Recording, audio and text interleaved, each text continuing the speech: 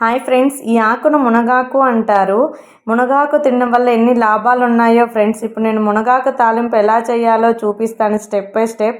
Full video చూడండి skip చేయకుండా. నేను మునగాకు తాలింపులోకి పెసరబ్యాళ్ళు తీసుకుంటాను.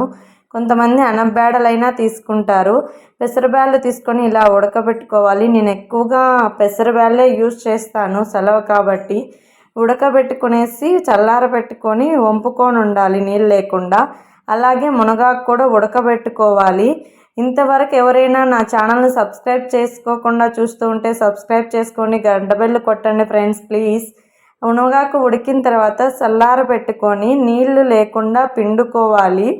మనం ఉంటలుగా పిండుకుంటాం కాబట్టి శనగింజల పొడి పట్టదు. ఉంటలుగా అంటే ఎలా అంటారు, ఇలా పిండుకోవాలి నీళ్ళు లేకుండా. మనము పిడికిలతో పిండుతాం కాబట్టి వచ్చేస్తుంది.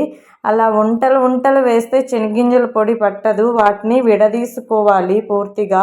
ఈ విధంగా తీసుకోవాలి. మునగాకు తినడం వల్ల ఐరన్, కాల్షియం, పొటాషియం, ముఖ్యంగా ఇమ్యూనిటీ పవర్ పెరుగుతుందంట ఫ్రెండ్స్. అమోనియా యాసిడ్ కూడా ఉంటాయి కంట దీంట్లో. ఇప్పుడు గ్యాస్ మీద పెనం పెట్టుకొని ఆయిల్ వేసుకోవాలి.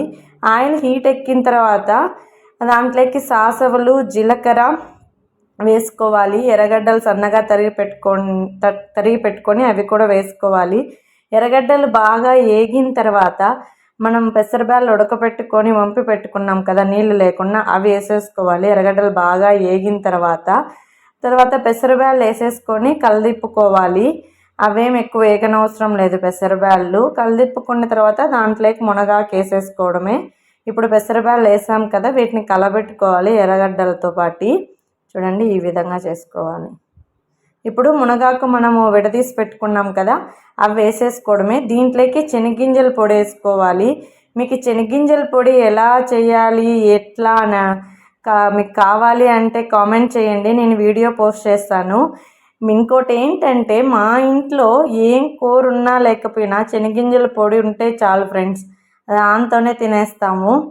వేడి అన్నము, శనగింజల పొడి, నెయ్యి వేసుకుంటే సూపర్గా ఉంటుంది. నేనైతే అన్నిట్లోనూ శనగింజల పొడి వేసుకుంటాను. చూడండి అలా శనగింజల పొడి వేసుకొని కలబెట్టుకోవాలి. ఎలా ఉందో చూడండి. సబ్స్క్రైబ్